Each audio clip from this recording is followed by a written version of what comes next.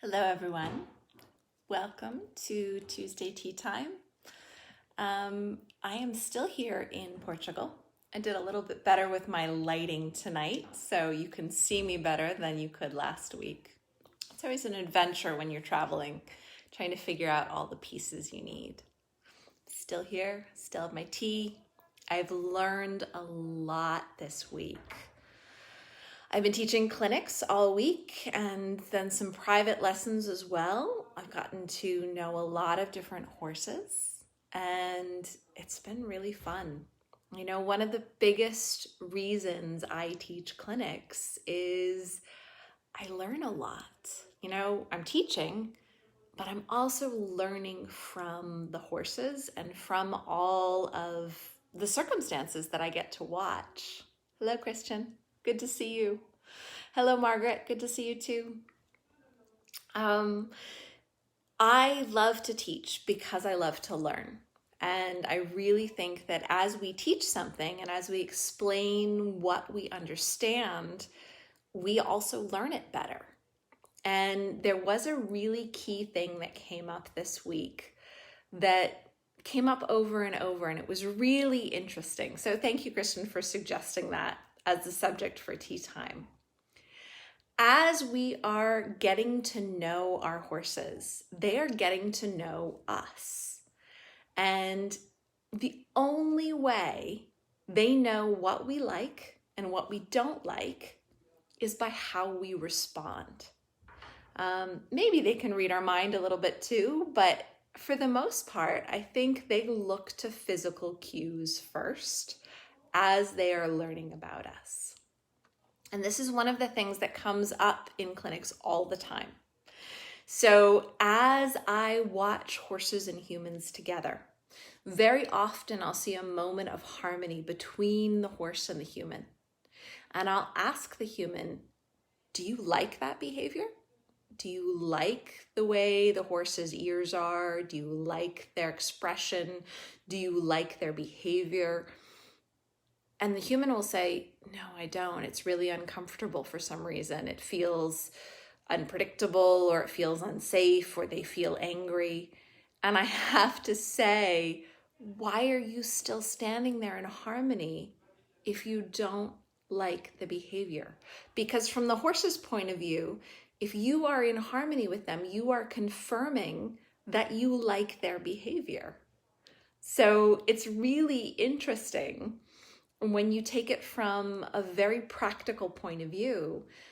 As human beings, we often stop moving when we don't know what else to do. And when we stop moving, we become in harmony with the horse. And when we become in harmony with the horse, we confirm for the horse that we like their behavior. And I see this all the time. The horse will pin their ears or get angry, and people freeze. They don't know what to do, so they do nothing. And in that moment of doing nothing, they confirm for the horse that that is good behavior. That is what they want. And that's really counterproductive. So I did a really different thing in this clinic, and that is I asked everybody to start with more action. So instead of trying to find harmony with the horses, we moved around the horses, and we really started with a lot of movement. Checking the fences, looking for mountain lions is one of my favorite terms, looking for danger, watching the surroundings, and being a little bit more active. And then only going to harmony when we say, that is behavior I like. That is behavior I want to partner with. Because that's the only way the horse knows which behavior you like and which behavior you don't like. Horses will work for harmony. They want harmony. But unfortunately, they repeat behaviors that cause harmony. And so every time you get into harmony with your horse, you're confirming for them that that's a behavior you want to see more of. And that's a really interesting problem, because as people, we forget all the time that when our brain starts moving, often our feet stop. And when our feet stop, we often give the horse harmony and flow and positive reinforcement for behaviors we don't actually like. And this is a problem for the horse because they only know what we tell them. And it's difficult for them to read our minds and shape their behavior into behavior we like unless we show them what behavior we like. Now, my point is always that I want to reward thinking and yielding and playing, but that's all behavior we like. I mean, if we don't like it, it doesn't fit in that category. If we don't like it, it means it's too pushy or it's too angry, or in a lot of cases, it's just unconfident. Okay, if horses are erratic and they're moving really in a way you can't predict, that's uncomfortable. And if it's uncomfortable, don't match it. Keep moving around them. If you're doing more dominant training, you can move the horse or you can show the horse more directly. But if you're working without any tools, the way we communicate is how we move our own bodies. And how we move our human bodies gives the horse feedback to let them know what things we want more of in this relationship and what things we want less of. Christian says, very interesting point with stopping to harmony. So just take a walk when you don't know what to do. Yep, maybe not always walking away, which gives a release, sometimes is also not good. Yeah, so this is a really big thing. People always say, but I don't want to walk away and release when the horse is doing something I don't like. You don't walk away, walk around. Walk around the horse. And if you can walk around the horse at a distance that's safe, you're not releasing the pressure. You're just trying to find a moment you and the horse can agree on. And if you can find a moment where you both agree, this is good, this is what we want more of in our relationship, that's the moment to find harmony.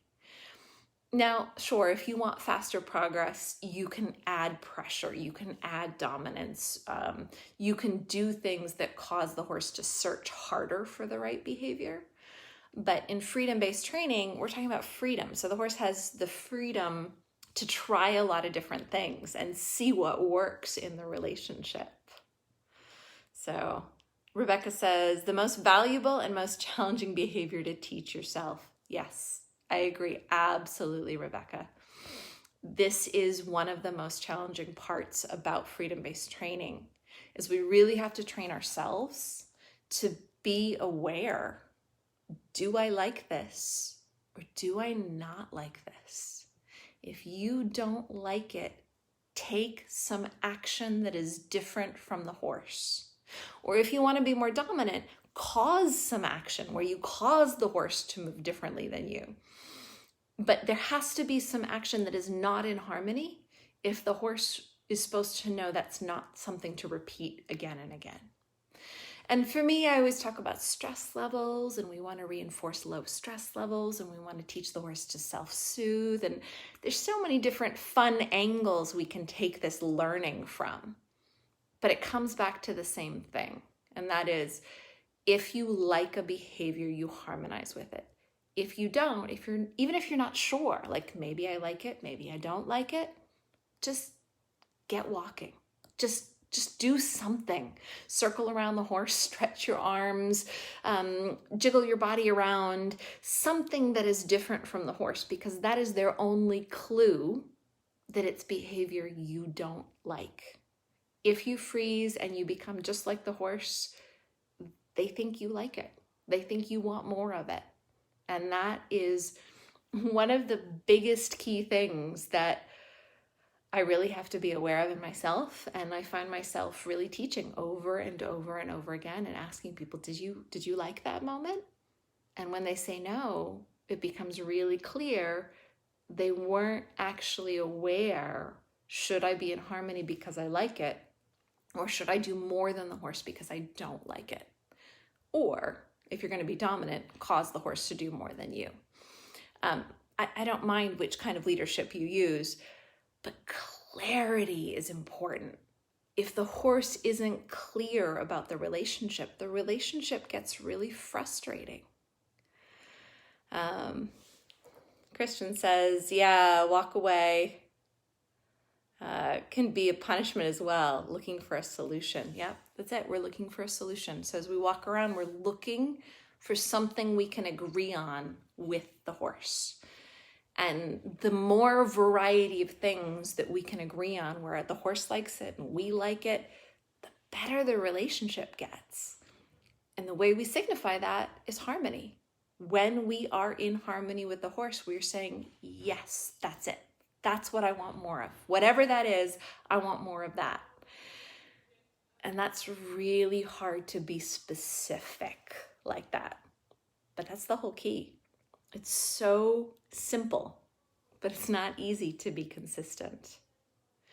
So Kristen says, what about the counteroffer? When you don't like a behavior, doing something different than the horse, but the horse would also enjoy instead.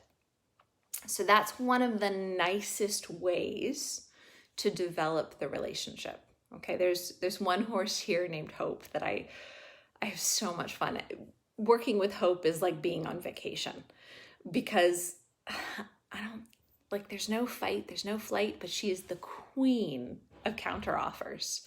And it's so much fun because when I do something that Hope doesn't like, she's really good at taking more action than me and offering me something different. And that's her way of explaining, Elsa, I didn't really like your choice there. Why don't I offer you something else and see if we can agree on that instead? And that's super fun for me to work with. I think it could be really frustrating if you had a specific goal in mind because she's so good at the counteroffer. I find when I'm working with her, a lot of times I end up doing exactly what she wants and not what I want. And I kind of step out of leadership because she's so good at offering me things that she would like. So I have to be careful. But yeah, the counteroffer is the sweetest, gentlest, kindest way to get into action, more action than your partner, to say, I didn't really like what you offered.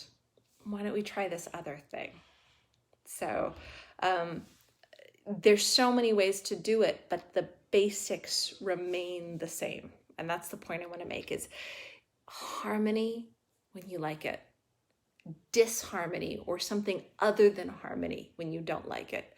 And it can be sweet and soft and gentle like a counteroffer, or it can be a little bit more energetic if you want to be more clear.